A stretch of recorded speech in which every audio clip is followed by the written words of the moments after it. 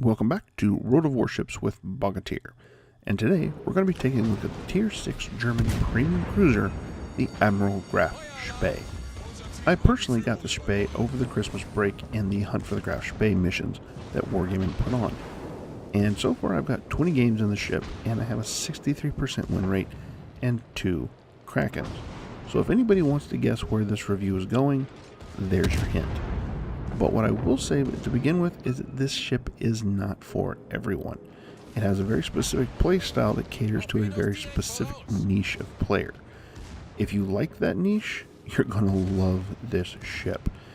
If you don't like that niche, you're going to loathe this ship. I have a feeling there's not going to be a lot of middle ground when it comes to the Graf Spee. So let's go ahead and get into it, and let's take a look at what makes this ship tick. The Admiral Graf Spee was a Deutschland-class heavy cruiser.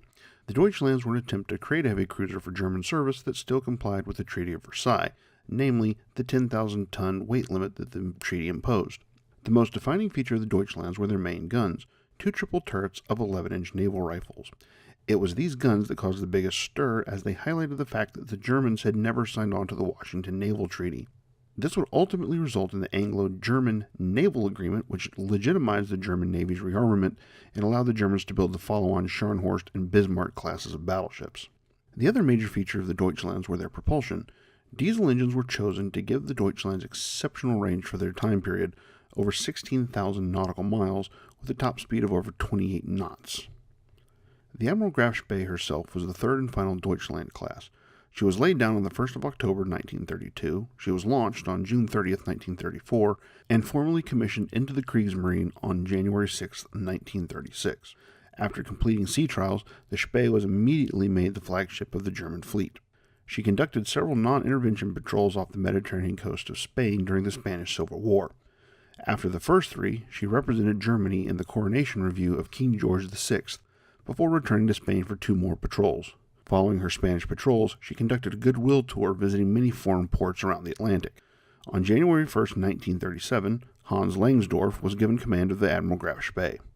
Just prior to the outbreak of World War II, the Graf Spee and her sister ship, the Deutschland, along with supporting supply ships, were deployed into the Atlantic.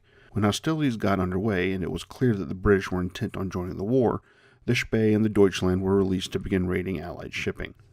On September 26th, the Spee received her orders to begin hunting Allied shipping. Initially, she operated under the prize rules as necessitated by the Hague Conventions. These meant that the Spee would have to give warning to the enemy ships, search them, then assure that their crews were going to be well taken care of before the ships could be sunk. The next month saw the Graf Spee attacking many Allied merchant ships in the South Atlantic, as well as the formation of no less than 8 Allied groups attempting to track her down. Ultimately, 4 aircraft carriers, 2 battleships, a battlecruiser, and 16 cruisers were tasked with finding the Spee. At the end of October, the Graf Spee traveled into the Indian Ocean around Madagascar in an effort to throw off her pursuers. The Spee spent 2 weeks in the Indian Ocean before returning to the South Atlantic. By this time, the Graf Spee had traveled over 30,000 miles, and her engines were badly in need of an overhaul. By the middle of December, the Graf Spee was operating off the coast of Uruguay. The British had been slowly narrowing down her location based off distress calls from the ships the Spee had been taking. On the morning of December 13, 1939, the HMS Exeter, a British heavy cruiser, along with HMS Ajax and HMNZS Achilles, a pair of Leander-class cruisers of the British and Royal New Zealand Navies respectively, located the Spee. While the Spee had been given orders not to engage enemy warships, all 3 Allied ships had a significant speed advantage over the Graf Spee, and Langsdorff decided to fight. Langsdorff had hoped to pounce on and engage the British ships at close range, overwhelming them before they could fire up their boilers from cruising to full power. The Graf Spee focused on the Exeter and caused extensive damage to the British ship before the Ajax and Achilles could force her to turn away with threatened broadsides and torpedo runs. It was the Exeter that struck what would be the fatal blow for the Graf Spee. One of her 8-inch shells crashed through 2 decks and exploded near the Spee's funnels. This hit knocked out her raw fuel processing plant, leaving her with just 16 hours of fuel for her engines. Rather than close with the wounded British ships, the Spee turned away to the southwest and the British pursued from a distance, shadowing but not engaging the raider. Just after midnight on the 14th, the Graf Spee dropped anchor in Montevideo in Uruguay. At this point in the war, Uruguay was still technically neutral but very sympathetic to the Allies. While the British ambassador publicly called for the Graf Spee to leave immediately, he secretly worked with the French to ensure that the British and French merchant ships would leave the port at roughly 24-hour intervals. Under the Hague Convention, no belligerent ship was allowed to stay in a neutral port for more than 24 hours, unless a co-belligerent ship left within 24 hours. By alternating departures, the British and French trapped the Graf Spee in port, allowing Allied ships to converge on Montevideo. At the same time, the British were doing all they could to convince Langsdorff that a much larger force was assembling outside the estuary.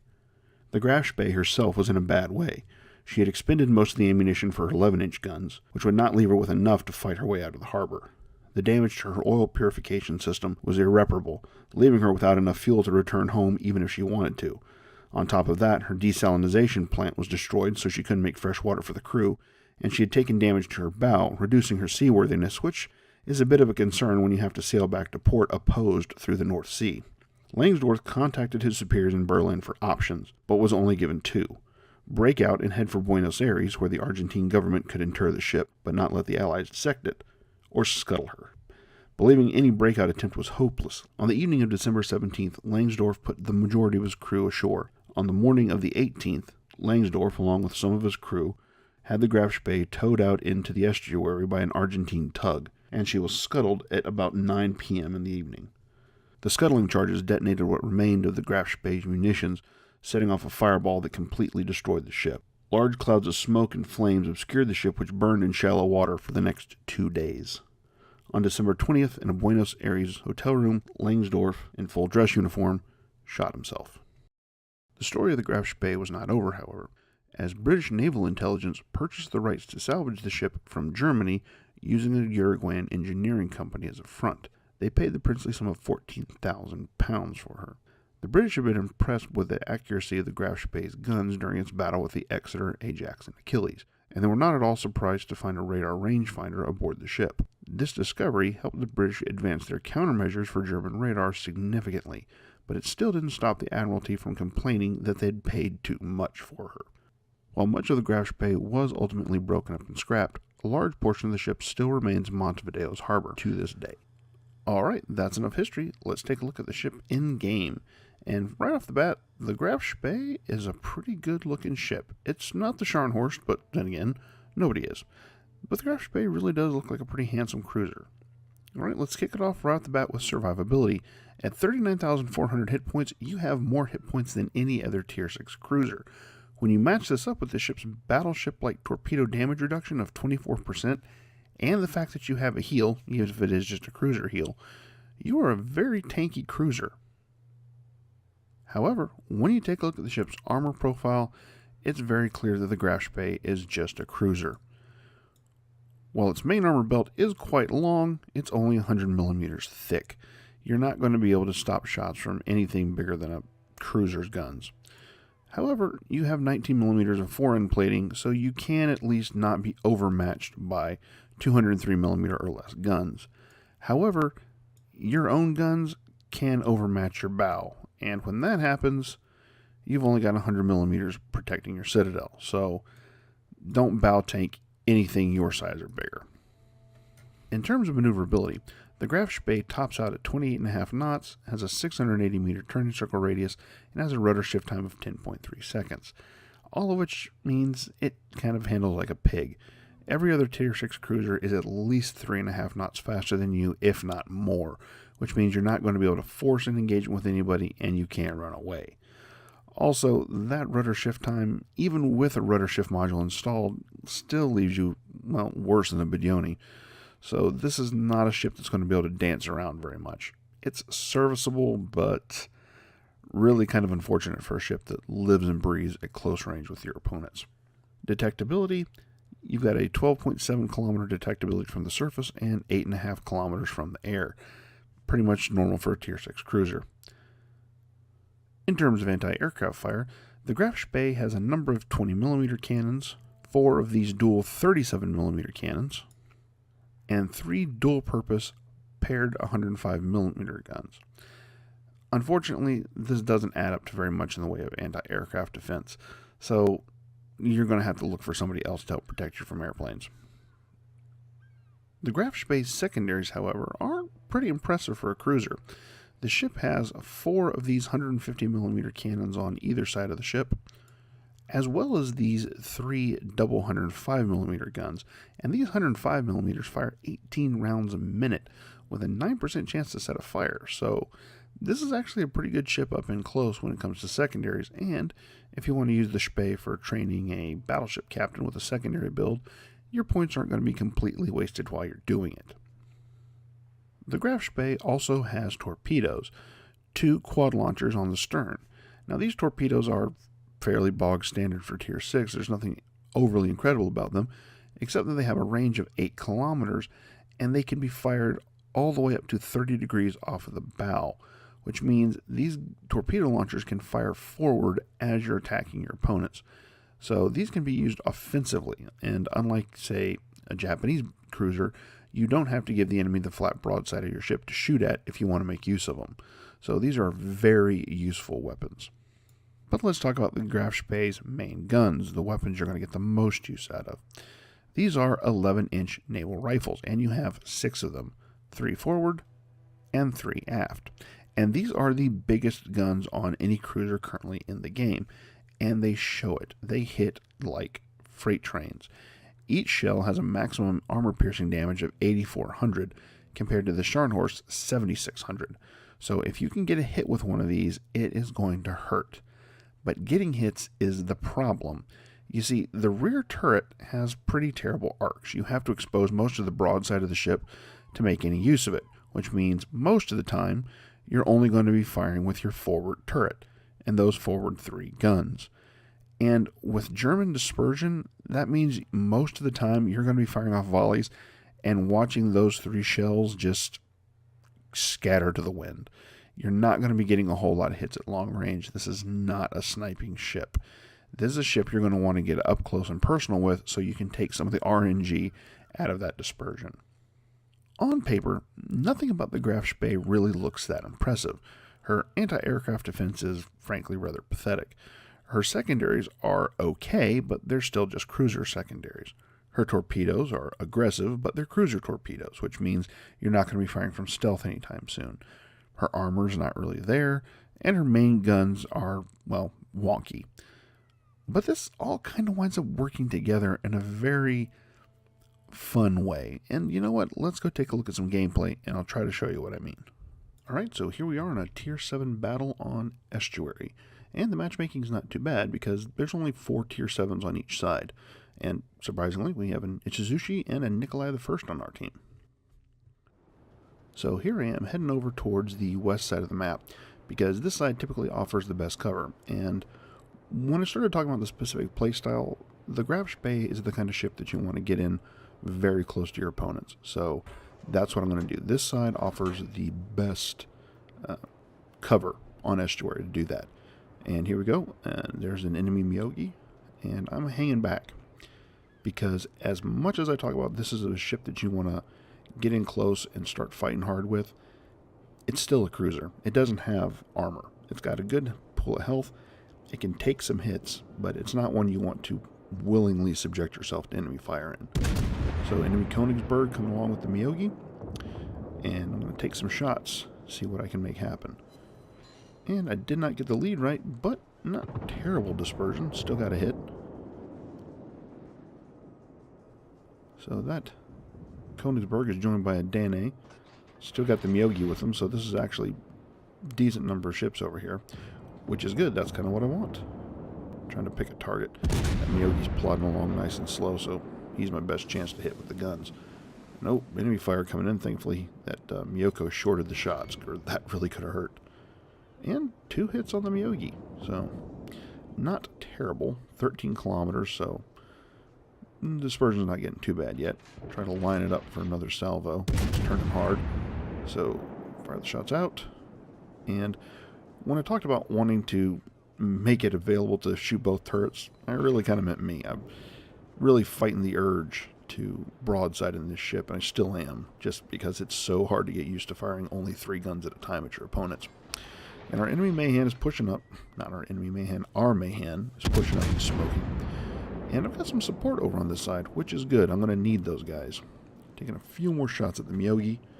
And they got a Gneisenau now coming up here to support them, along with the other one. So right now we're looking at 3 cruisers and 2 battleships over here, which is a pretty healthy number of opponents.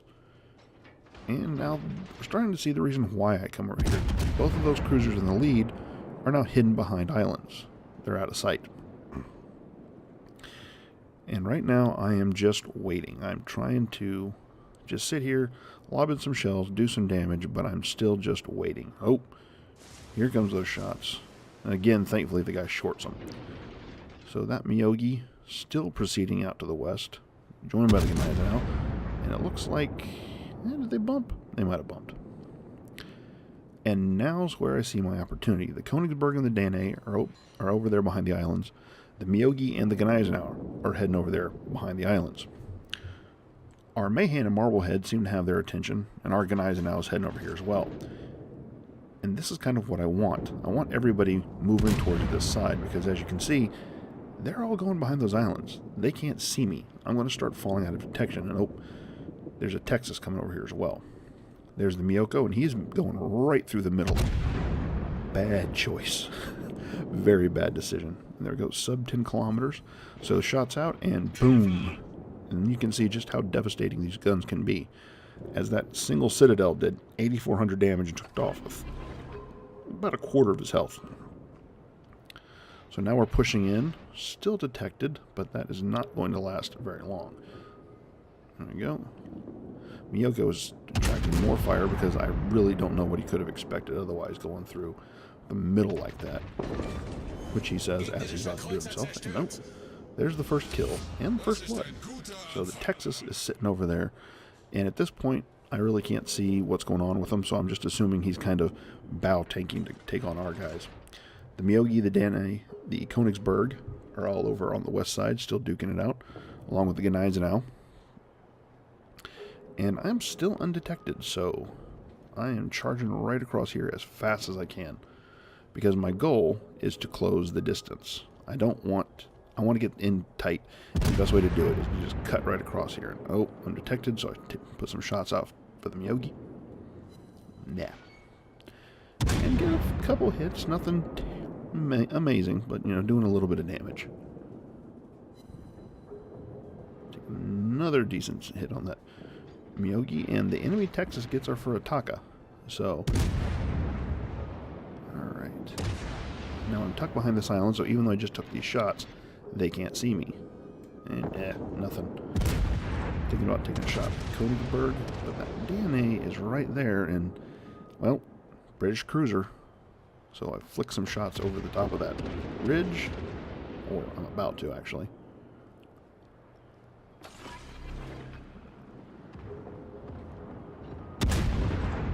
There he is. He's peeking out. But he fell off. So, turn broadside a little bit, but right now it doesn't look like anybody's paying attention to me. I don't have the priority target skill on this ship. I know a lot of people swear by it, but frankly, I just kind of assume, based off the way that I play these ships, that if I'm spotted, I'm probably going to have people shooting at me. Oh, there it is. Flick the shots over the headland and got him in the Citadel. So I'm no longer spotted, so I'm going to begin turning. And my goal here is to swing around on the east side of this island and deal with these ships one at a time, because this Texas is still sitting over here. So the New York is actually in range, and he's just plodding along in a straight line, so hey, why not? And it works, because when I come around the left side of this island, I'm going to immediately turn back to starboard, which is going to expose my port torpedo tubes, so firing off the starboard ones ain't going to make much of a difference. And sorry about that little bit of visual mess, using the map button to let me peek over the island. Yeah. Alright, come around the corner, and oh, gun turret's 4.5. This poor Texas is disconnected, so right now he is just a damaged pinata. And 4 penetrating hits. And you can see just how hard these guns can hit when they actually connect. So right now, this Texas is just going to have to sit here and take it. And, oh, look at that. New York didn't even move. Takes 3 hits and 2 flooding. Now, this is probably where I make a mistake. I fire these torpedoes off after the Texas. And in reality, yeah, they were never going to be able to get there quick enough to do the damage. Oh, New York is still flooding. Looks like he's trying to repair to fight it. But he's got that flooding hitting him. Yeah. See, I should have saved those port torpedoes and not fired them at the Texas. But I think, like a lot of people, I've had way too many instances where oh yeah, next shot's going to kill the guy. And I divert my attention only to have the shots just bounce off and do no damage. So, fire the torpedoes as an insurance policy. This guy is still flooding. And there is that Mio. So I turn to get the starboard torpedo launcher active, and just as it reloads, I short the shot because I'm expecting him to turn into me. So, give him one more quick salvo. There we go. Torpedoes are after him. Still putting a few shots into him, but oh, there he goes. He's down. So now we're after the Danae. And Danae just took a big hit. So really, in this case, I'm just cleaning up. Shots come out, and he's gone. Citadel hit. Probably a bit of overkill. And just as quick as that, 4 kills and 87,000 damage. And at this point, my heart was pumping. Because 4 kills, and there's still 2 enemy ships left. In Atlanta and in Edinburgh. And both of them are soft, squishy cruisers. And I'm coming up on this Atlanta, and he's just at the extreme range of my guns. And, well, you know, when you're sitting there on 4 kills, you got to go for that 5th. So give him a little bit of lead, put some shots out, which means he's going to be spotted. Or I'm going to be spotted now. But let's take a look here. Hopefully I'll zoom back in here in a second. Yep, there we go. All 3 shots missed because German. But I'm moving at full speed, trying to get there as quick as I can. I see this whole herd of our own cruisers are on their way. And there's at least 3 other people taking shots at this Atlanta. I figure if I can get at least 2 good hits on him, I might be able to take him out. And nope, there we go. 2 over penetrations. Not going to do it. He is still just charging right at our guys and actually manages to take out the Marblehead. But then they sneak in here in the Pensacola. It takes out the Atlanta. So right now, I figure game's over, right? I mean, there's no way that other cruiser is going to come poke his head out. We've got 1 ship in the cap, soon to be 2. We've got at least 4 cruisers on this side of the map, all steaming towards them. You'd be nuts to stick your head out, right? Yeah, that's what I figured. So I'm figuring, I'll take the win. I'll farm some base capture points. But what is that? Incoming fire? Well, my. What do we have going on here? It looks like our cruiser buddy is not going to run. But at this point, I'm getting nervous because every other ship in front of me, the Miyoko, the Pensacola, and the Emerald, are all faster than me, and there is that Leander. And you got the idiot in chat complaining that somebody ran when it was a 4 against 1. What else would you do? Alright, shots out against the Leander. This is my chance. This is my chance. I want this pretty bad. And of course, straddle the target. Yeah, what are you going to do? So right now, my goal is to get across this cap point as fast as possible so that I don't accidentally cap out. Now, Leander's turning away, and I'm feeling it slip away, right? You know, this guy he's just going to keep on going. Yep, he's just going to bug out of here, take his loss, but not get sunk. So, Pensacola is stopped. I guess he's just trying to take advantage of having that island between him and the Leander. Can't blame him. You're this close to winning, you don't want to get sunk. And he is not going to stop firing. In fact, look at that. He is turning back around. And all those torpedoes are going to wind up missing. And I don't. Citadel, Confederate, heart attack. Because I'm sitting here now with an almost 20-second reload on my guns. And this guy is almost completely dead. I'm thinking there's no way I'm going to get this. More shots coming in. At this point, I am just broadsiding because I want to get as many shots out after this guy as possible. I don't want to take the chance. There we go. Complete miss. Oh my gosh. Who cares if I run to the headland at this point? I just want to kill. Shots out. Come on. Oh crap. Somebody else is going to get him. Somebody else is going to get him. No. Oh, one last for glory. And boom. What do you know? Final shots of the game, nail them. Now, taking a look at the results, Confederate, Kraken, and First Blood, along with almost 99,000 damage, 5 kills, 4 citadels, and a whole bunch of missions completed. but most importantly, perhaps 400,000 credits. Now, yes, I run a premium account, and I do believe I had the credit flag on this ship, but still, it's a tier 6, and I cleared 400,000 credits. That ain't bad. Take a look at the team results. Top of the team, of course, and the Pensacola coming in second. Not too bad. If you can stay alive in the Pensacola, you can do a lot of damage. Taking a look at the details, right up at the top, there's that New York taking almost 35,000 damage from the torpedoes and the flooding. Got 21,000 in on the Miyogi, and then those two British cruisers just took a pounding, the Danae and the Leander, right there at the end. The Miyoko, almost all my damage came out of that one Citadel, and that Texas didn't really take a whole lot of damage as much as I was shooting at them. Really, that first volley did everything. And here we can see that if I had not had a premium account, I still would have cleared 236,000 credits on a tier 6 cruiser. Not a bad day's work. So there's my look at the Admiral Graf Spee. If you like this ship's very specific playstyle, close range brawling, you're going to love it. But if you like to play your cruisers in any other style, this is not a ship you're going to like. And in fact, this is a ship that if it does not have a lot of cover to work with or gets focused down, it just dies. Still, if you've been watching my channel, by now you figured out exactly how I like to play my ships. Stupidly aggressive and right up close. So, yeah, I love this ship. This has been Bogatir. I'll catch you next time.